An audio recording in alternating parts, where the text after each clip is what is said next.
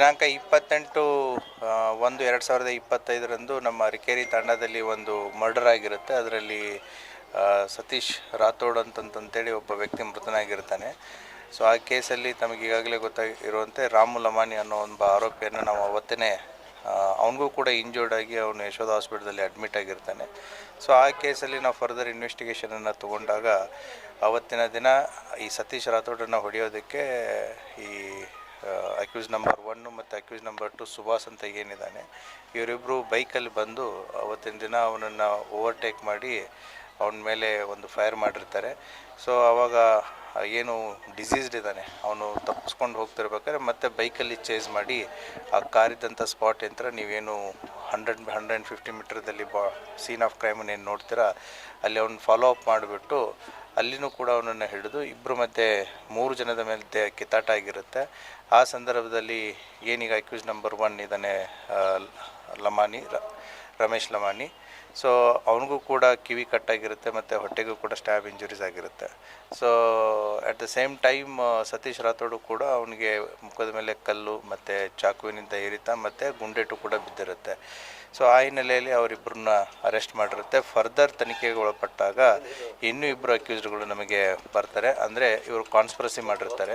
So ದ್ವೇಷದ ಹಿನ್ನೆಲೆ. So ಈಗೇನು ಅಕ್ಯೂಸ್ ನಂಬರ್ 1 ಅವರ ಮಗಳು 1 ವರ್ಷದ ಹಿಂದೆ ತೀರ್ಕೊಂಡಿರ್ತಾರೆ. ಅದಕ್ಕೆ ಕಾರಣ ಈ ಸತೀಶ್ ರಾಥೋಡ್ ಅನ್ನೋದು ಅವರ ತಂದೆಗೆ ಒಂದು ಸಿಟ್ಟಿರುತ್ತೆ. ಅದೇ ರೀತಿ ಕೂಡ ಸತೀಶ್ ರಾಥೋಡು ಆ ಹುಡುಗಿಯ ಸಾವಿಗೆ ಇವನೇ ಕಾರಣ, ತಂದೆನೇ ಕಾರಣ ಅನ್ನೋ ಒಂದು ಅವನ ಮೈಂಡ್ಸೆಟ್ಟಲ್ಲಿ ಇರುತ್ತೆ. ಸೊ ಆ ಹಿನ್ನೆಲೆಯಲ್ಲಿ ಅಕ್ಯೂಸ್ ನಂಬರ್ 3 and 4 ಇವರಿಬ್ಬರು ಏನು ಮಾಡ್ತಾರೆ ಮತ್ತು ಅಕ್ಯೂಸ್ ನಂಬರ್ 1 and 2 ಇವರಿಬ್ಬರು 4 ಜನ ಕಾನ್ಸ್ಪಿರಸಿ ಮಾಡಿ ಅಕ್ಯೂಸ್ ನಂಬರ್ 3 and 4 ಈಗೇನು ಅಕ್ಯೂಸ್ ನಂಬರ್ 5 and 6 ಇದ್ದಾರೆ ಸತೀಶ್ ಸುರೇಶ್ ರಾಥೋಡ್ ಮತ್ತು ವಿಜಯ್ ರಾಥೋಡ್ ಇವರಿಬ್ಬರು ವೆಪನ್ನ ಸಪ್ಲೈ ಮಾಡಿರ್ತಾರೆ. ಈಗಾಗಲೇ ಸತೀಶ್ ರಾಥೋಡ್ ಏನಿದ್ದಾನೆ ಇವನ ಮೇಲೆ 2022ರಲ್ಲಿ 2 ಕೇಸುಗಳಿದೆ. ಒಂದು ಅಟೆಂಪ್ಟ್ ಟು ಮರ್ಡರ್ ಕೇಸು ಮತ್ತು ವೆಪನ್ ಸಪ್ಲೈ ಕೇಸಲ್ಲಿ ಅವನ ಆರೋಪಿ ಇರ್ತಾನೆ. ಇವ್ರನ್ನ ಬ್ರದರ್ ಆದಂಥ ಪಿಂಟು ಅಲಿಯಾಸ್ ವಿಜಯ್ ಇವನು ಬಾಂಬೆದಲ್ಲಿರ್ತಾನೆ. ಇವರು ಮಧ್ಯಪ್ರದೇಶದಿಂದ ವೆಪನ್ ತಂದು ಕೊಡುವಂಥ ಒಂದು ಹಿನ್ನೆಲೆಯನ್ನು ಈ ವ್ಯಕ್ತಿ ಈಗ ಏನು ಸತೀಶ್ ರಾಥೋಡ್ ಇದ್ದಾನೆ ಸುರೇಶ್ ರಾಥೋಡ್ ಇದ್ದಾನೆ ಅವನು ಈ ಹಿನ್ನೆಲೆ ಇರುತ್ತೆ. ಈ 5 ಜನ ಈಗಾಗಲೇ ಅರೆಸ್ಟ್ ಆಗಿರ್ತಾರೆ. ಇವನು ಕಳೆದ 15 ದಿನದಿಂದ ತಪ್ಪಿಸ್ಕೊಂಡು ಓಡಾಡ್ತಾ ಇರ್ತಾನೆ.